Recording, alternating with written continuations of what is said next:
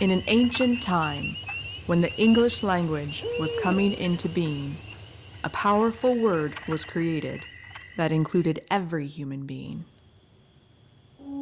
Sadly, that irreplaceable word was stolen.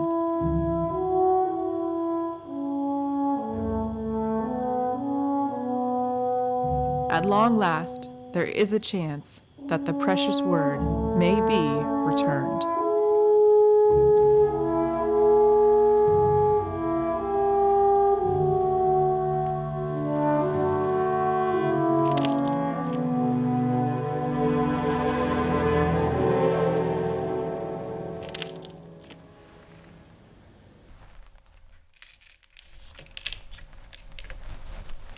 Robin, I'm home. Matt, you're back. How was your meeting? It was good. Oh, we've rearranged the living room furniture. What's this interesting project? Well, you know the advanced workshop I've been taking on how language is always evolving? You've mentioned how much you like it. Well, my presentation is here at the house on Friday. I've set up my visual aids so I can practice. I really want to do a good job. What are you going to talk about? I've been reading this interesting book called Shadowy Places. Cool cover. It's a collection of clever stories that make you think. One story really caught my imagination because it fit perfect with my workshop on how the meaning of words can change. The story is called The Stolen Word. The main idea is so captivating that I've chosen it as my focus for my presentation. You got my attention. So can I show you my presentation? Of course. Walk me through it. My visual aids are numbered in that stack there. You could put them up one at a time for me, if you would. Okay.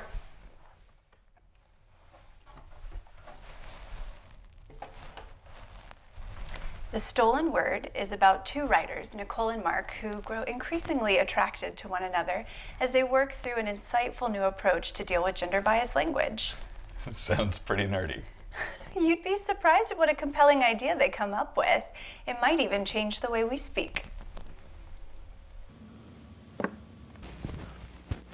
So have you ever been in a situation where in today's politically correct world you didn't know what word to use, such as whether man or whether woman or whether person? Sure, all the time. Some words, like those for example, feel contrived, and I feel forced to choose one so I don't offend anybody. How'd you like it if problems like that all disappeared completely? Get out, really? That'd be nice. All right, the solution actually begins with a bit of history. First, we need to understand the origin of the word man. The original Old English word was man, M-A-N-N, meaning a person. That word was gender neutral. It included both men and women, as in mankind or the family of man. Actually, as M-A-N-N evolved to M-A-N, the word was still gender inclusive. That is, at first it was. Well, that's interesting. So what words did they use for men and women? Good question. Since man already included both sexes, they simply added a prefix. For women, they used the word women, meaning woman-man. Then women evolved to woman. So woman is an unambiguous word, meaning adult human female. Okay, so what's the equivalent word for a man? Obvious question. There were a lot of choices. He-man, for example, was analogous with woman-man, but they didn't use anything like that.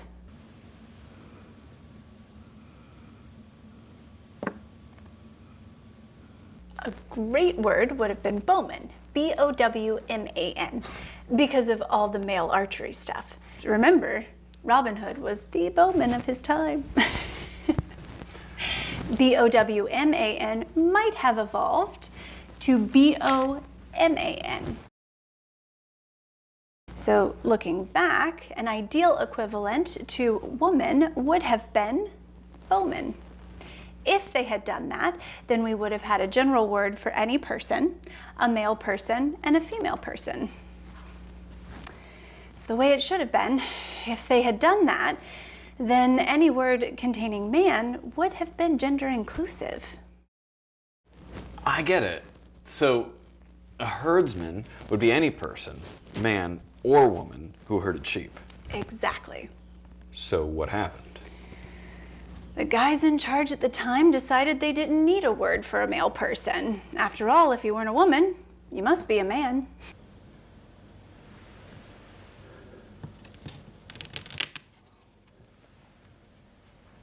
Why not take the word man to also mean a male human being?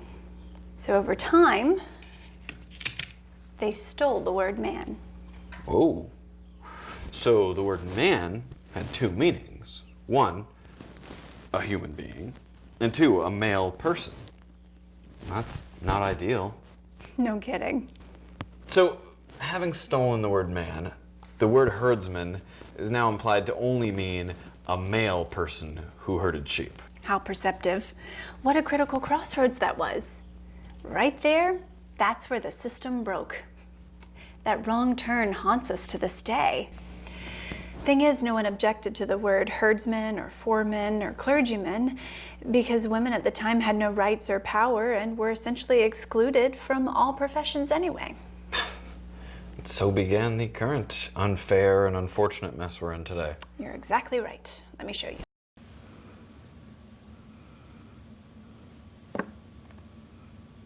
Here's a list of gender-neutral words. Note that man should be in this group, but it's missing. Yes, I noticed that.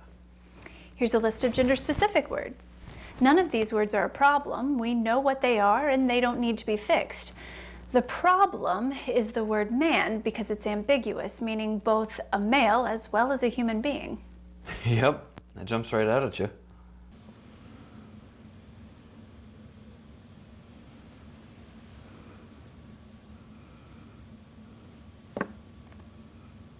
This is the problem, and it's huge. Here's the predicament. There are at least 368 professions that end in MAN.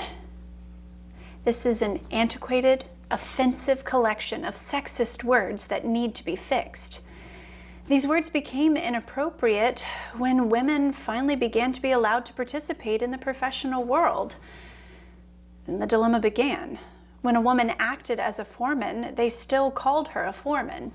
This kept women invisible and their accomplishments unappreciated. You see the problem. Clearly. And it gets no better. Finally, concerned men and women alike began to resent the inappropriate gender bias and push for change. But the best that they could come up with was to add words like door person and door woman to door man. In fact, for each one of the 368 words ending in MAN, there are 6 choices of which word to use. That gives us an overwhelming 2,208 choices. People are uncomfortable with this cumbersome change. But the most serious problem, my dear, is that trying to fix the problem in this way only adds more gender-specific words for people to keep track of. That's the worst possible thing to do. What we desperately need are fewer gender-specific words in favor of more gender-inclusive words. I know. It's frustrating and awkward, but it's all we have. For the life of me, I can't think of anything that could be done about it. It's terribly unfair and insulting to women. So, when I read the solution to the problem presented in the story, The Stolen Word, it was like being hit in the face with a bucket of ice water. The obvious and only course of action was right in front of us. Show me. We simply need to go back to where the problem originated and fix that. The original word man, M-A-N-N, was gender neutral. So, the male gender should first return ownership of the irreplaceable word they stole. Man has been claimed.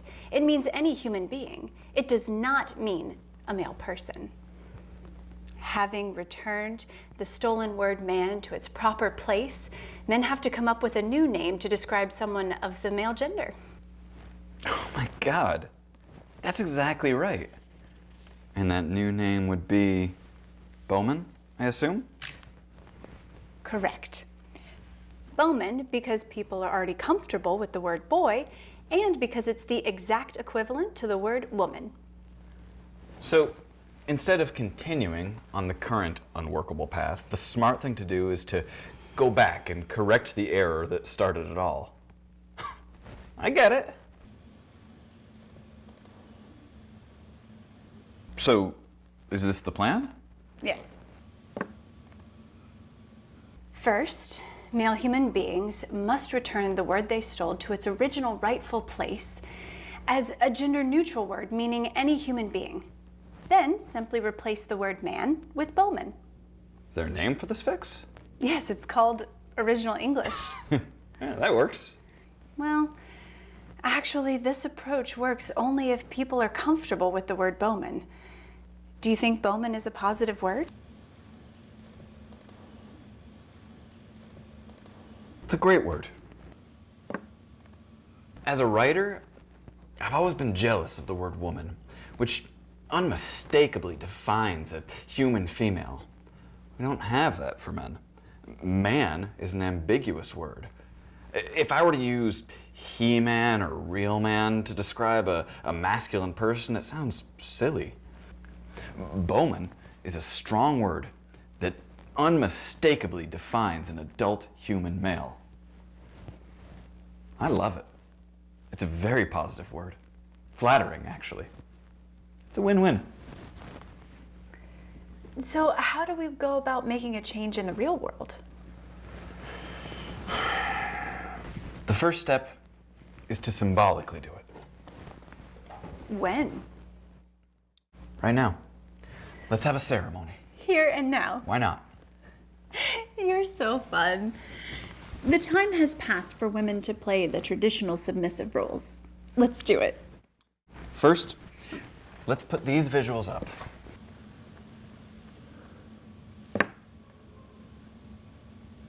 Okay, partner. Here we go. On behalf of all male persons, I hereby apologize and return the word man to the family of gender-neutral words to which it rightfully belongs.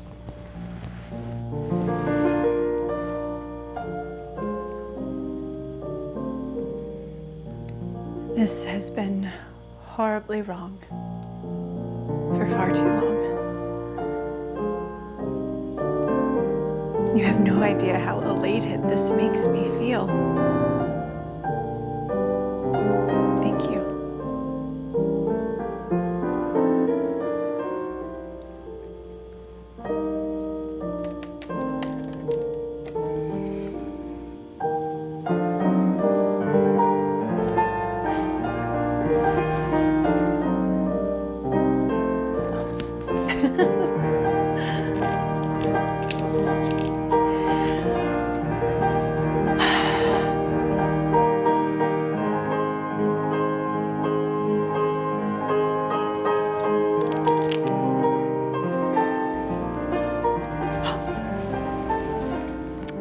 There's a special place for this word.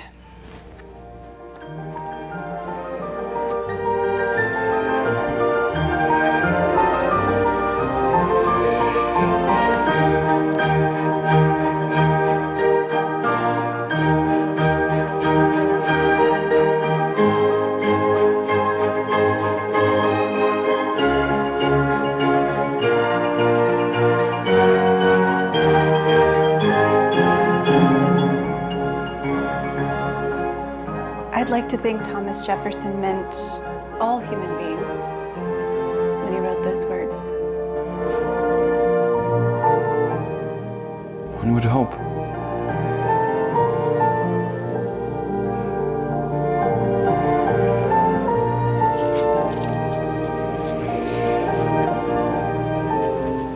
On behalf of all women, I hereby present you with a far better masculine word that unambiguously describes an adult human male. Bowman. Thank you.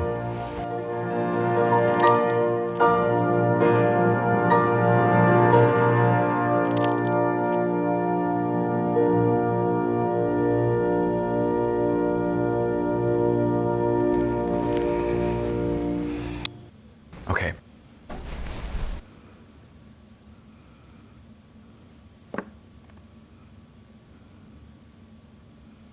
And with that simple change, look at what we just did.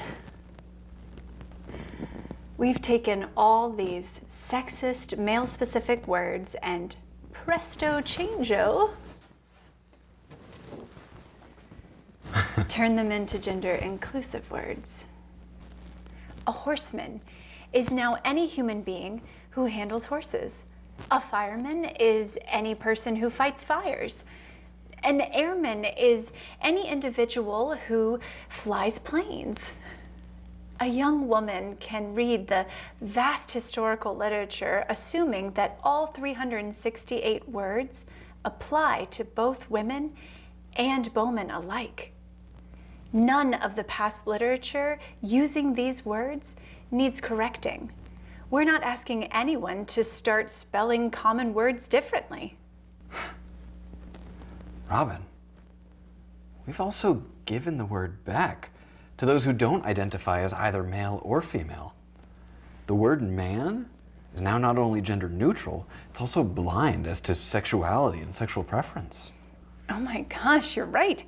They actually stole the word man from all human beings, didn't they? They certainly did.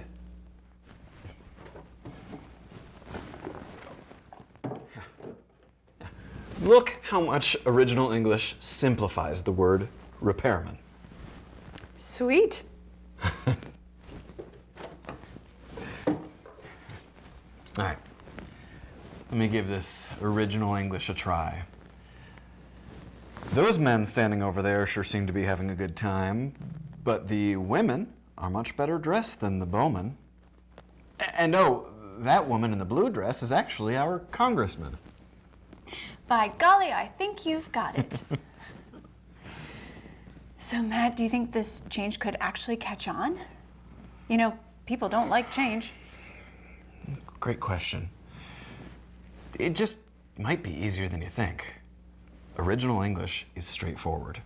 Using bowman instead of man is easy peasy. The current task of having to choose between taxman, taxwoman, taxperson, that's a much more cumbersome change. Remember, bowman is a free pass that lets people go back to simply saying repairman. A lot of people will like that.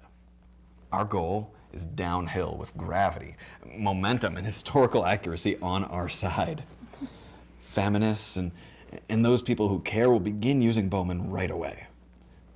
Some people will resist, but either way, there'll be no confusion in what's being said because words will be in context. With time, people will get used to using the words correctly. Gosh, be careful what you wish for. Indeed. My guess is that you're going to steal your word back. My, what a clever observation. I can't think of anything more satisfying than that. So how do we get started? Do we get help from the academic community? Oh, Robin, that'd be a disaster. The reason this plan is likely to work is its elegant simplicity. If you presented this straightforward proposal to an academic committee, they'd start making creative spelling changes to the word man and other grievances. For example, there's a word now in circulation that's been defined to be inclusive of any sexual preference. That word is spelled WOMXN. Now, clearly, MXN screams that MAN is not inclusive. But even with the best of intentions, WOMXN is unlikely to be widely used because it's peculiar and you can't pronounce it. I'm telling you, if you presented original English to a committee, within 15 minutes it would look like a duck-billed platypus. It'd be dead on arrival. Yes, I'm afraid you're right. In contrast, the word man in original English solves everything by being inclusive to any gender or sexual preference. Importantly, the scheme is simple. It flatters everyone and is intuitive.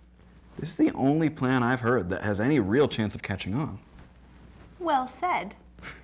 So I think the best approach would be to go directly to the people by introducing it on, say, YouTube. If it's truly an idea whose time has come, it'll go viral.